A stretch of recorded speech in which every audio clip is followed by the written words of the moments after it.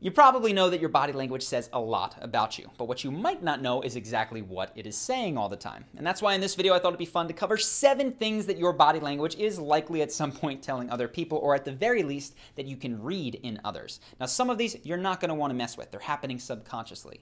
But other ones, if you do a simple tweak, you can come across as more confident and more likable, which is absolutely worthwhile. The first one is one of those, and it has to do with where you put your attention when you're out in public. Now, at networking events, you're out at a bar, you're talking to someone, and maybe for whatever reason you'd like to explore, you want to talk to another person. Weirdly enough, the worst thing that you could do in that situation is start to scan the room.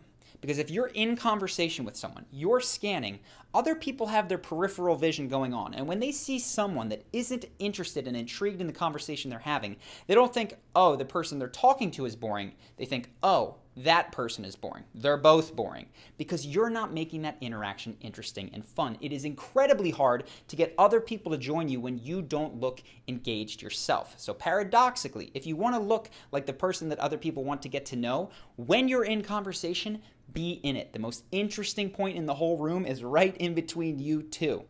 If you want to go out and explore, totally cool, but make sure that you keep your attention focused on the person you're talking to. Makes other people approach you, makes it easier to rope them into conversation other than looking around. And if you absolutely have to look around the room, you can just peer over the person's shoulder, but none of this, not gonna help.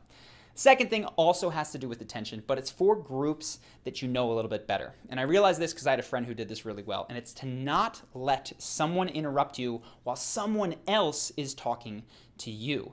Now, I did this. I was on the flip side of this. We were all hanging out, me, my buddy, and another buddy. I was on the periphery, but we'd all said hello to each other. They were having a conversation. I came in to talk to one friend, and he just ignored me.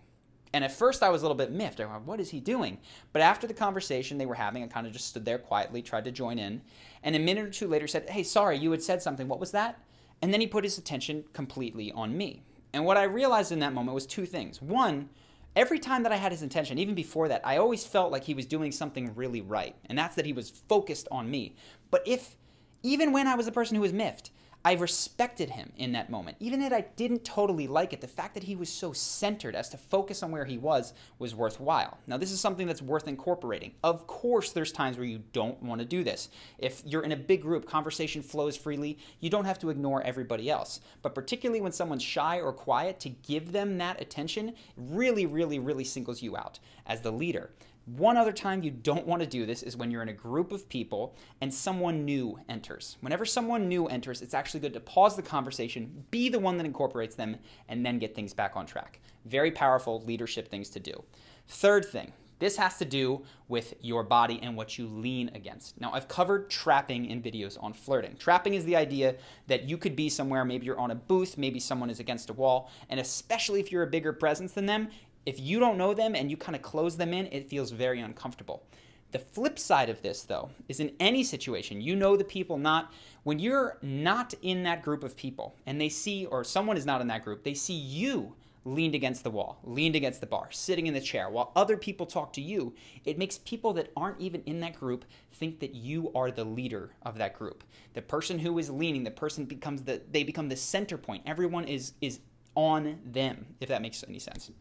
So this is not something that you're going to have to do often. You don't need to keep it in mind always, but one situation where it's useful is when you're out at a bar. It's been a while since I've been there, but lean against the bar when you're talking to someone. It makes that person feel at ease, and it makes everyone else in the room think, oh, those people, A, probably know each other fairly well, and B, if that other person wanders off, that's someone that I can comfortably talk to. So this takes us to the 4th thing, which is your hands.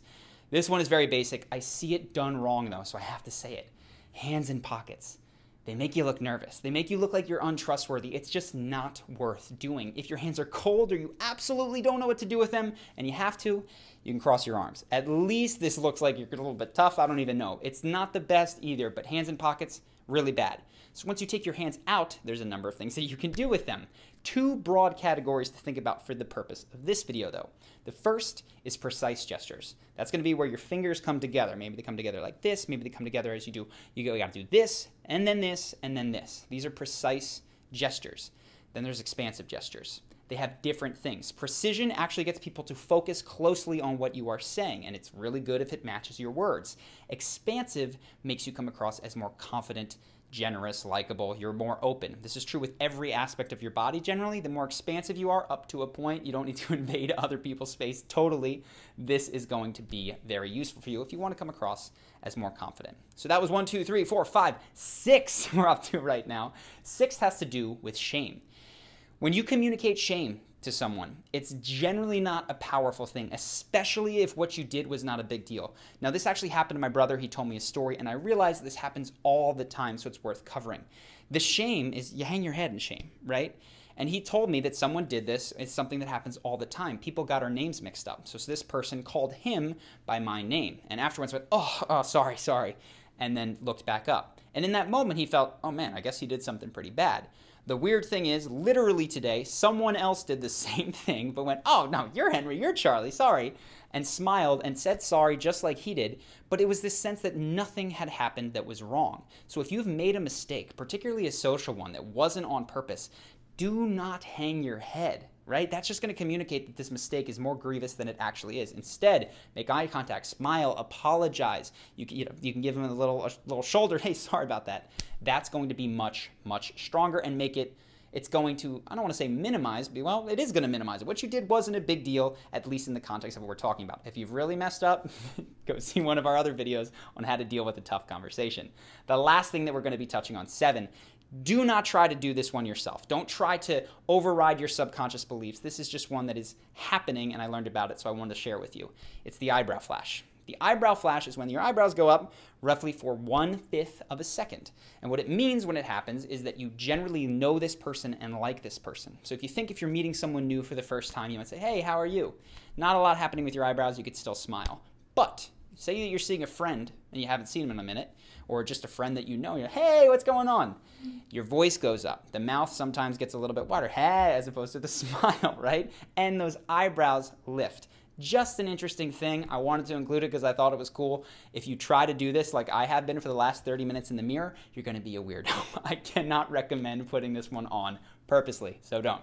So hopefully that has been interesting. Those are the 7 things that you might not realize that you're communicating with your body language. If you are interested in things that communicate confidence from a body language perspective, that communicate presence and magnetism when you go out, you might be interested in our course, Charisma University, which is actually week 5 is presence and magnetism, where we dive deep into body language. Now, in that week and in the course, you're going to learn how to carry yourself so that people immediately respect you, and of course, what to do with your eyes, your hands, and body positioning so that you're exuding confidence. But most importantly, the entire course is set up with a step-by-step daily action guide. And that is so that you can make great body language a habit without having to overthink it, come across as robotic. And that is huge because body language is notoriously hard to fix. A lot of what you do is happening unconsciously without really meaning to. So you might be able to pull off great body language for a moment, but as soon as you stop actively thinking about it, you can go back to your old habits. And that's why in Charisma University, I lay everything out with a daily action guide. The point of that is that all you have to do is watch 20-minute videos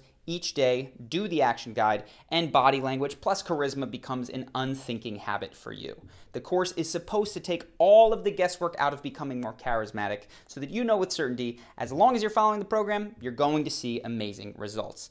And if you're not into the course for whatever reason, there's a 60-day money-back guarantee. You hit the refund button, you get every single dime that you've invested back. We've had thousands of people go through the course at this point. They've gotten promotions, raises, new friends, dates, romantic encounters, all sorts of stuff. So if you want to learn more about that and potentially join, go ahead, click the link on screen now or below in the description.